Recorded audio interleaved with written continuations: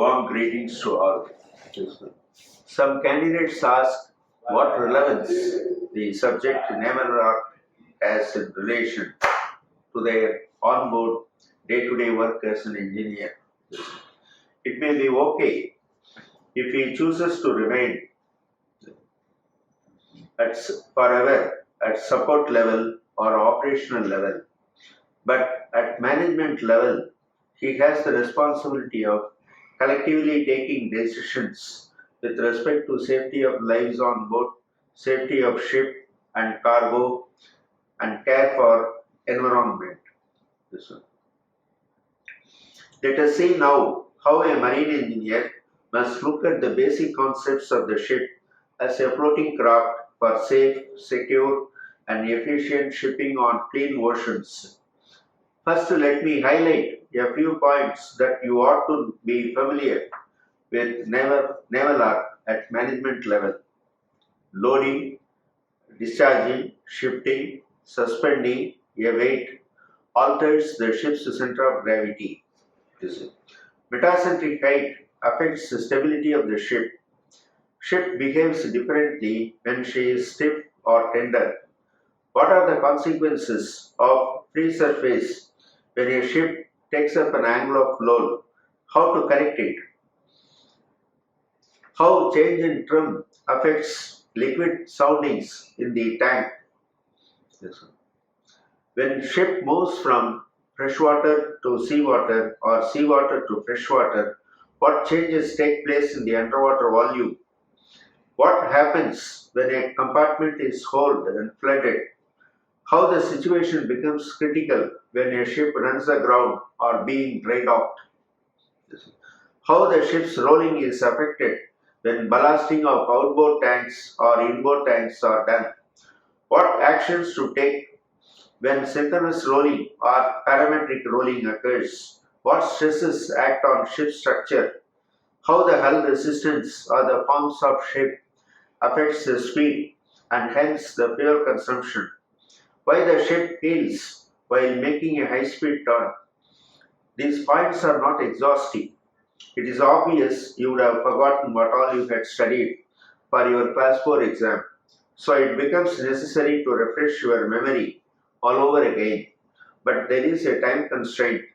So I am making an attempt to put all required basic information in Naval art in our HAMT channel, and I am requesting you to make the best use of it before you start class 2 preparatory course.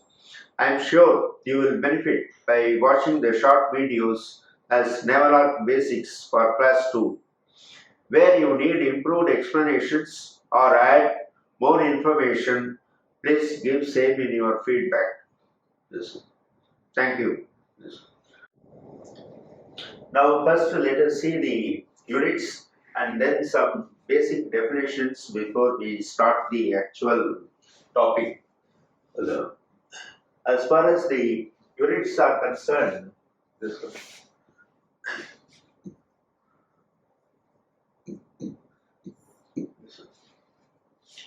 first let us see the force.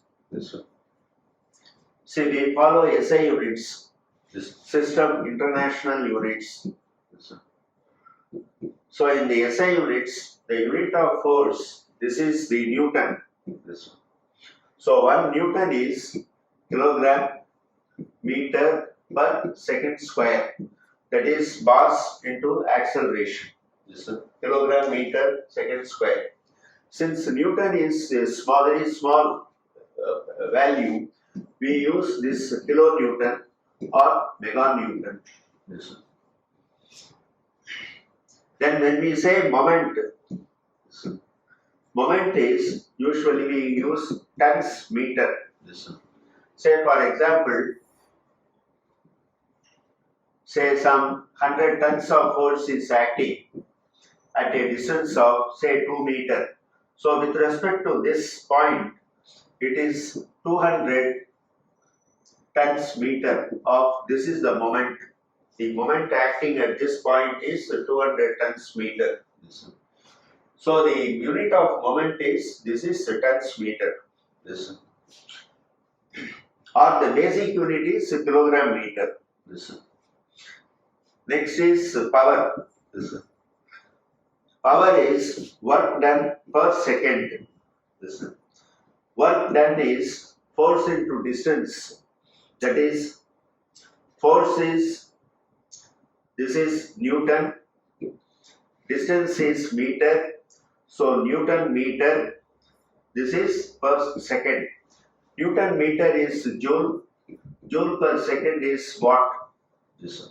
So the watt being a small one, we use kilowatt, megawatt.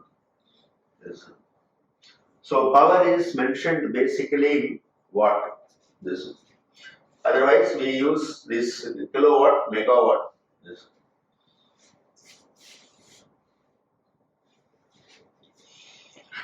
Next is torque.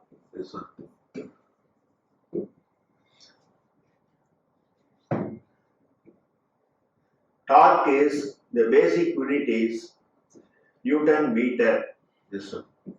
We can use kilonewton meter or even mega Newton meter. Force into distance. This is the torque. Then we use the unit density. Density we can say in kilogram per meter cube or tons per meter cube.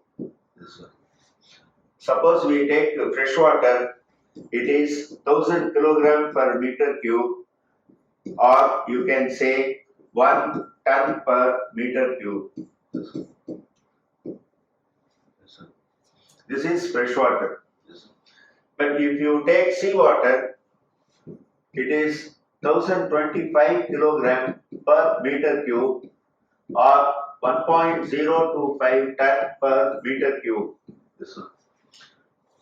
Why the seawater density is more?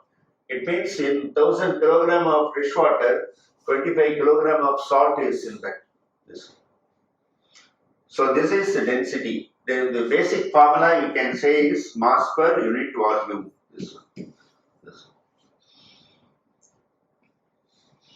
Then the next one is pressure.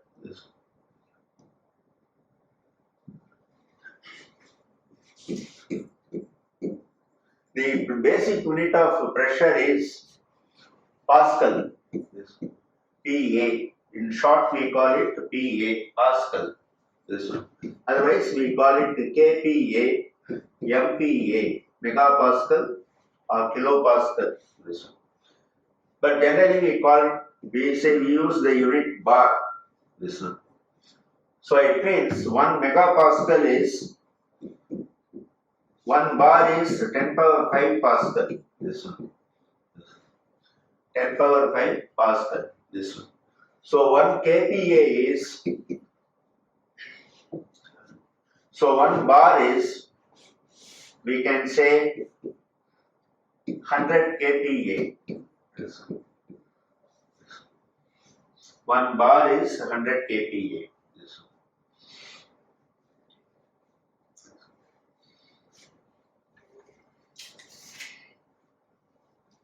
So these are certain basic units which we have to follow. It is very important in the numericals, the last answer, many people fail to mention the basic, that unit, whether it is a draft or pressure or torque or power. They don't mention the unit, they simply mention the numerical value. It is not correct. You have to mention the unit also. This one. And one thing you have to be careful in units, how you use the density. See, density, you can use it in kilogram per meter cube or tons per meter cube. But when it comes to force, if you have used in kilogram per meter cube, the force unit will be in Newton.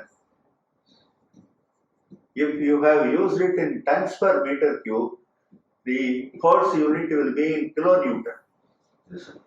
This point many people fail to appreciate. So you make a practice, or you be conscious which unit you have used for density, which value you have used for density, whether it is in kilogram or tons.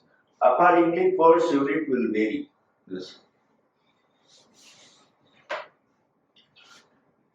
Now let us see some of the basic definitions. This.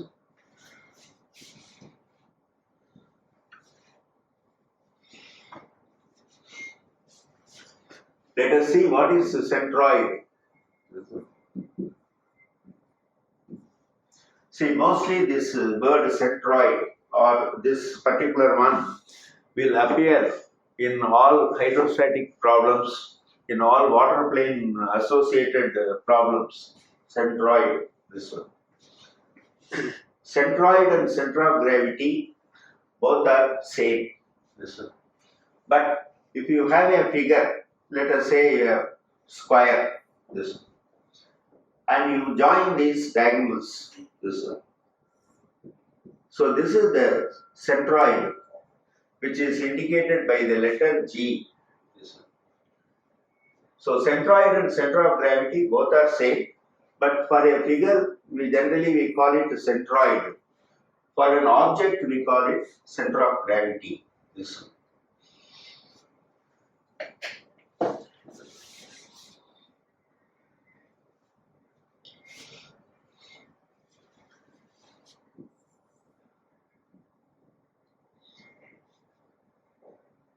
Now this is the center of gravity. The whole mass of this body is said to be concentrated at this point, and it is acting vertically downwards with the force of gravitation. So this point is known as the center of gravity. Now what is the center of buoyancy? See, when some object is floating, let us consider a small barge, and this barge is floating in water line, in this water, at this draft, this one. And this is the center of gravity point. Through this, the force of gravitation, that is, this is the downward force is acting.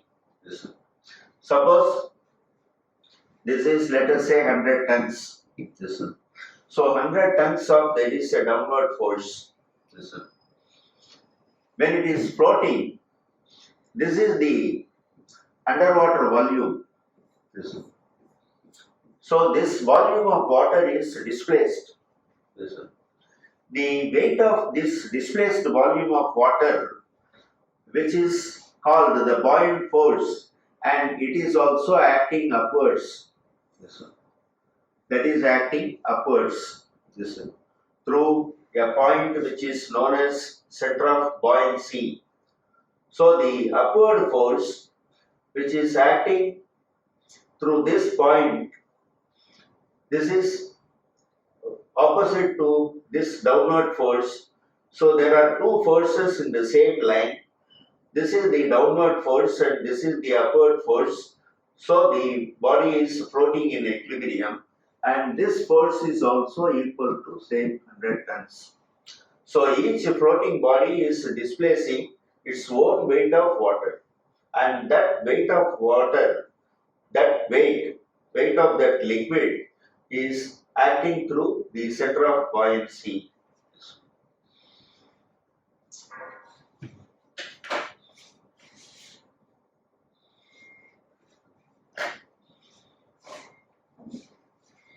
So generally we must know what is meant by underwater volume. Suppose if you see a ship,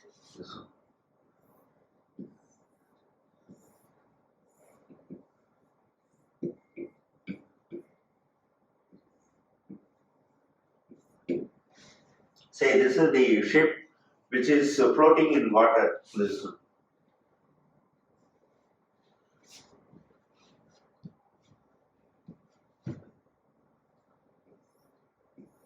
At this draft, this one. At this draft, it is floating in water. This one. The volume of this of the ship, which is under the water, and that is displacing a volume of water. This one. So this is the underwater volume. This one. The underwater volume of the ship, the volume of the ship which is below the water line. This one. So this is the underwater volume. This one. Usually this is indicated by the letter inverted delta. This one. So the inverted delta will indicate that this is the volume of the ship. The unit is in meter cube because it is volume. This one. Usually the displacement is delta. This one. In addition to W, capital W, we also can indicate the displacement in delta, which is T. This one. That is in tons. This one.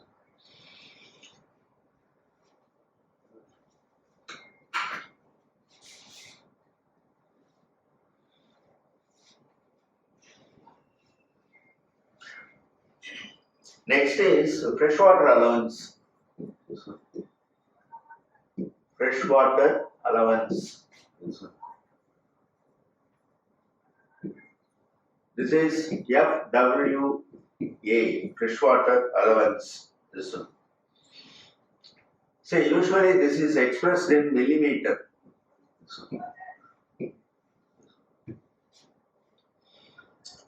When the ship moves from seawater to freshwater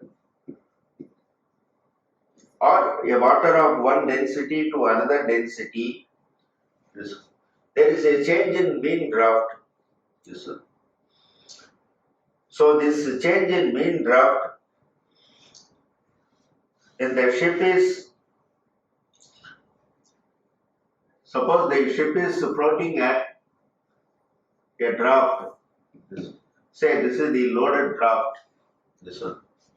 This is the fully loaded draft. This one. Now the ship is in seawater. This one. Now the ship moves into freshwater. Since in freshwater, there is no change in displacement.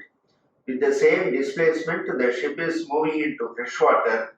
So how that change in density is compensated in this draft here? Now the ship will submerge some more. This is in freshwater. This one. This one. So there is an increase in mean draft. This one. So this is the freshwater allowance. This is the loaded ship's draft, fully loaded ship draft. And when the ship moves to water of another density, that is freshwater, so the ship goes down. And this is called freshwater allowance. This one. So this freshwater allowance is indicated by this formula here, delta by 4 into TPC, so many millimeter.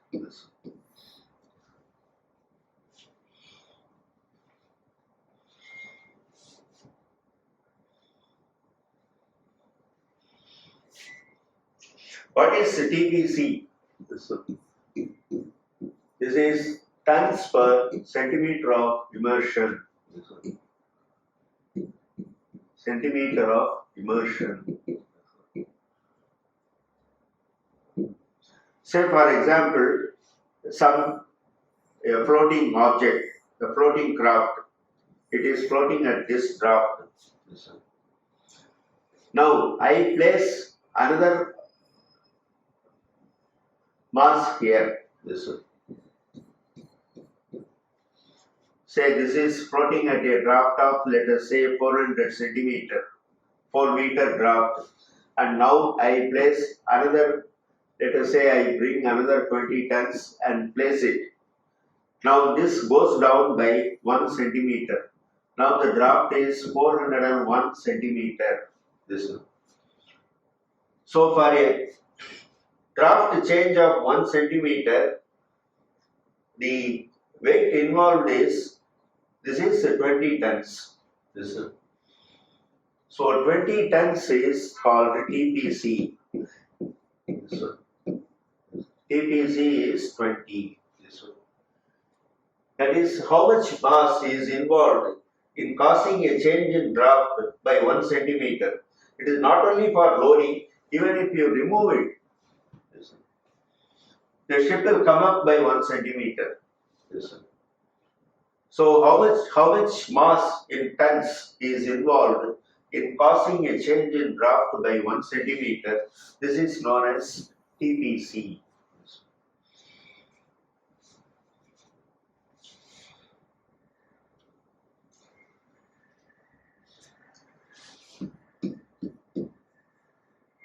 Then heel and list. What is heel? What is list? See, the ship inclines. The ship is normally, let us say, in upright position. See, this is a transverse view in upright position. Say port side, starboard side, upright position. And it is floating like this. This is the water line. This one. Now, the ship inclination. The ship inclines. This one. When the ship inclines, this, when will you call it heel? When will you call it list? This one. If the inclination of the ship is due to external forces, say some wave or wind action, the ship inclines. See, this is called heel. This one. But if the forces internal to the ship, they cause the inclination, then we call it list. Say for example, you have loaded the cargo, say more on the starboard side, then the ship inclines to starboard side. This is due to the forces within the ship. So here then you call it list. But if the forces causing the inclination, they are external to the ship, then you call it heel.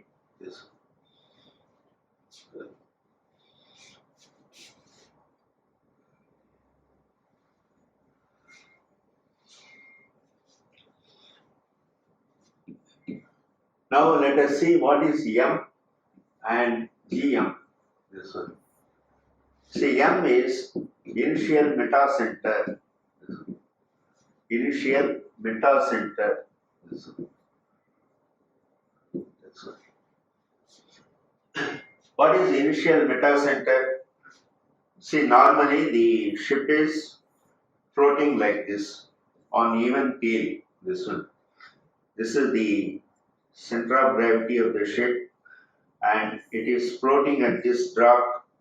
So almost half the draft is the center of buoyancy.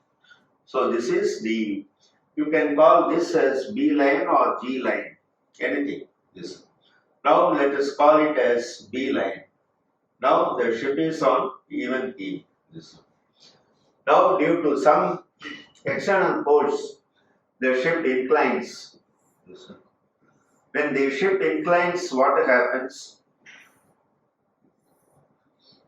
The underwater volume on the low side, this side we call it the low side, and this we call it high side.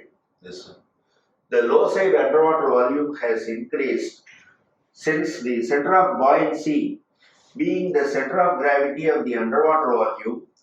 So the center of buoyancy will shift, say from B, it has shifted to B1.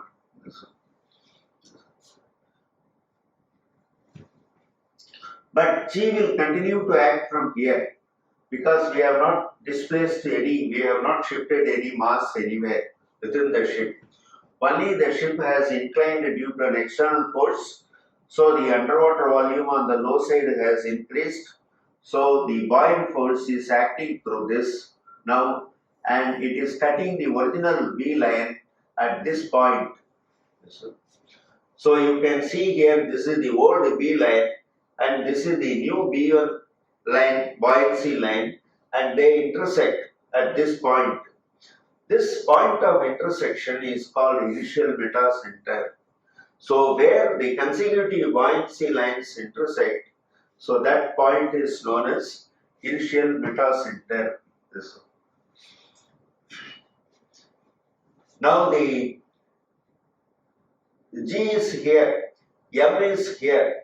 So this is the GM, which is called metacentric height. This is metacentric height.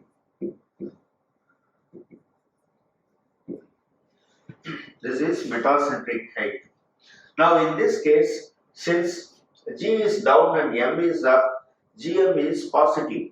This one. So this is a positive metacentric height. This one. So this is very important as far as the stability is concerned.